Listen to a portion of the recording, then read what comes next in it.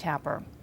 Well, joining me now from Odessa, Ukraine is Michael Bociurkiw, a global affairs analyst and senior fellow at the Atlantic Council. He's formerly served as a spokesperson for the Organization for Security and Cooperation in Europe. Michael, thank you so much for joining us. So as we're hearing from the Ukrainians desperately demanding more air defense systems, they are in a position right now where they're having to choose between whether to defend civilians in some of these larger cities in the West and obviously using these systems on the battlefield there in the east and the southeastern part of the country. How quickly can the West provide them with these additional systems they desperately need?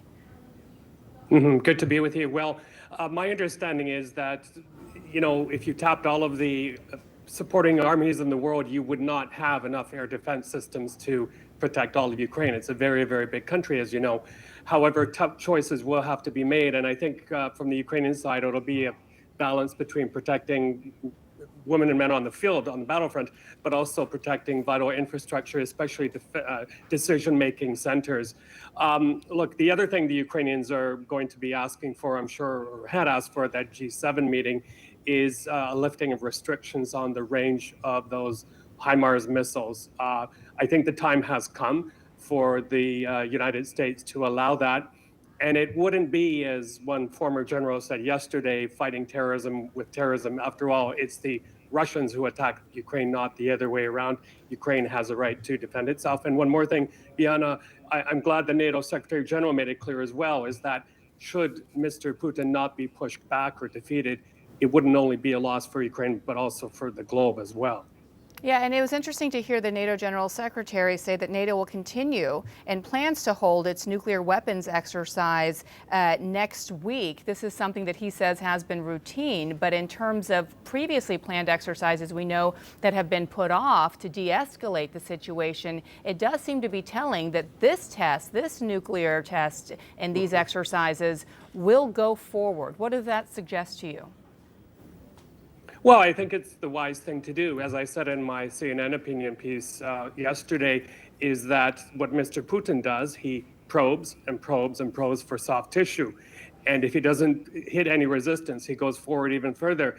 And, I got to say, I had a chill go down my back this weekend when I heard that 3 of those missiles bound for Western Ukraine actually violated Moldova airspace, triggering alarms there and triggering demand that the Russian ambassador come in to speak to the foreign ministry.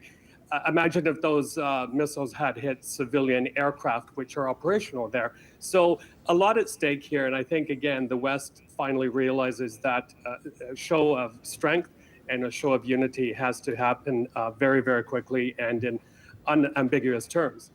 Yeah, I noticed that, and I read that too, that those missiles flew over Moldovan airspace. Moldovan, obviously not a member of NATO and a vulnerable country, but what would happen if that had taken place next door in Romania? That are some of the questions that NATO members are asking themselves. Yep. What is the situation there in Odessa, one of the cities that was bombarded by Monday's attack by the Russians?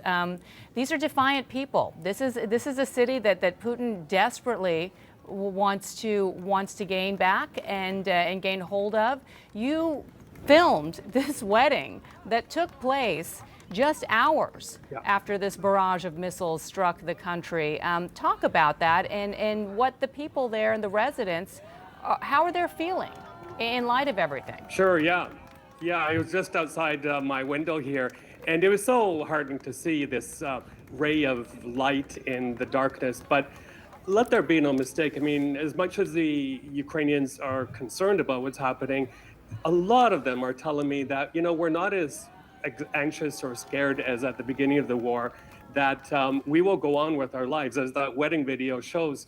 And, I've met restaurant owners here, business owners here who are saying we're going to go ahead with renovation plans, reopening plans, because there's no other choice for us. And I think it's this irrepressible resistance that is going to be another weapon thrown the Russians' way. And Bianna, just quickly, there's even talk here in Odessa between now and the end of the year of having a fashion/symphony orchestra show, not only to promote brand Ukraine, but also to show that defiance that life goes on. And the message there for those types of events will also be the West has to support Ukraine in many different ways, but also buying Ukrainian products, for instance, because a lot of their export markets are now closed off.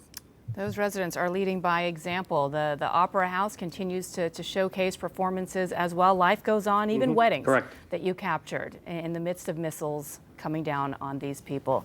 Michael Bociurkiw, thank you so much. We appreciate it. My pleasure. Well, still